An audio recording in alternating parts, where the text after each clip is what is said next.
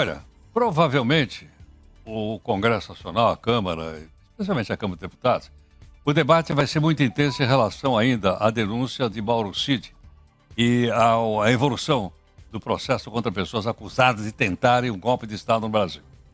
A revista Veja publicou, a gente contou aqui para você, a capa com a foto do Mauro Cid, escrito assim: ele mentiu. E lá dentro havia a reprodução, então, de alguns diálogos dele nas redes sociais com a esposa por aí afora, fazendo comentários a respeito da decisão dos ministros, sobre os ministros por aí afora. Aí a pergunta que a gente gostaria de saber é o seguinte: isso significa que o processo pode estar contaminado se porventura, no caso aqui, o delator tenha mentido, porventura tenha mentido? Para a gente poder entender bem, doutor Henderson Fürst, que é um advogado constitucional e presidente da Comissão Especial em Bioética e Biodireito do Conselho Federal da OAB aqui conosco. Doutor Henderson, muito obrigado por atender aqui o Jornal Nova Brasil. Muito bom dia, Heródoto. É um prazer imenso estar com você, com os nossos ouvintes aqui da Nova Brasil. E eu sei que esse tema ele suscita muitas dúvidas e curiosidades que nós vamos explicar aqui para os nossos ouvintes. Agora, doutor Henderson, então, falando vamos dizer assim, em tese, se o delator mente, isso pode trazer uma anulação ou total ou parcial de um processo criminal ou não? Heródoto, em tese e abstratamente falando, isso é possível sim de trazer nulidades ao processo penal. Quando é que não acarreta uma nulidade ao processo penal? Quando você tem provas independentes que chegam ao mesmo resultado que aquela delação trouxe. No caso que nós estamos falando, aparentemente, do que tem sido reportado, porque ainda está em sigilo ao público, há provas independentes, de modo que se por um acaso a delação ela for anulada, o maior impacto que terá ao processo será da proteção do próprio delator e não aos resultados da investigação e as várias confissões e depoimentos que já foram ouvidos até o presente momento.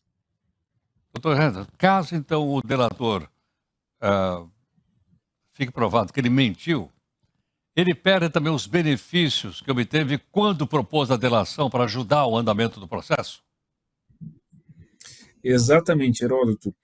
Quando um delator não cumpre com aquilo que foi pactuado, como, por exemplo, o dever de verdade, o dever de não usar redes sociais, o dever de não se comunicar com algumas pessoas específicas, o dever de não tentar evadir o país, entre várias outras obrigações que são assumidas pelo delator, ele perde os benefícios da delação. O principal motivo que leva uma pessoa a fazer um acordo dessa natureza é justamente pactuar ou um não cumprimento de pena ou uma pena no menor patamar possível para que torne vantajoso que ele colabore com a acusação em vez de fazer uma defesa de sua inocência.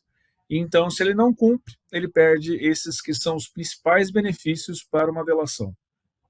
Doutor Henderson, nas reproduções que a Veja trouxe, das páginas lá na internet, há alguns ataques contra ministros, há também ilação dela de que aqueles que estão sendo julgados já estão condenados, que a sentença já está pronta, vai dar 30 anos de cadeia para os considerados chefes por aí afora. Isso pode resultar também num outro processo contra o delator ou não? É preciso observar qual a fonte que o delator possui para esse tipo de afirmação. Neste exato momento, tudo indica que se trata meramente de uma opinião leiga que ele está manifestando, assim como várias pessoas têm manifestado também em redes sociais, de que já tem um convencimento feito, já tem um juízo de condenação em andamento. Se indícios de que ele tem acesso a outras informações, ou de que esteja fazendo isso maldosamente para justamente vazar, ir para a imprensa e criar uma narrativa a seu favor, ele pode ter aí um outro enfrentamento autônomo contra si. Não me parece que vai ser isso que acontecerá. Acho que vai afetar diretamente o status de proteção processual de cumprimento de pena que ele possui por conta da delação que ele estabeleceu. Doutor Henderson, a gente acompanha o noticiário, a gente praticamente não temos notícias sobre outros tribunais superiores de nações democráticas, logicamente, né, se envolvendo em tanta discussão, em tantas ações diferentes. O do Brasil parece que tudo vai parar no Supremo. Qual é a lei que diz que o Supremo, além de ser responsável como guardião da Constituição, ele tem que se pronunciar sobre uma gama enorme de coisas que batem na sua porta? Heródoto, a competência do STF ele vem da própria Constituição. A Constituição de 88, ela trouxe uma série de direitos que nós, cidadãos, que empresas possuem para se proteger contra a ação do próprio Estado. E junto com esses vários direitos, trouxe também uma série de instrumentos para a proteção desses direitos. De modo que toda vez que a gente consegue estabelecer que há um direito fundamental, uma garantia fundamental que esteja sendo violada, isso pode parar no STF.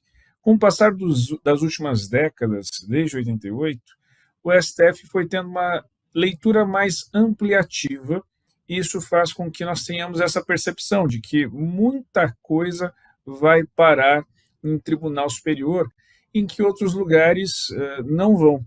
E é verdade, Heródoto, quando estamos em congressos internacionais, em outros idiomas, nós falamos o volume de processos que o STF julga no Brasil, os nossos interlocutores até acreditam que nós estejamos falando errado, que a gente não saiba o idioma adequadamente quando a gente fala nos milhares de processos, quando eles estão acostumados com um volume de centenas de processos na Corte Superior.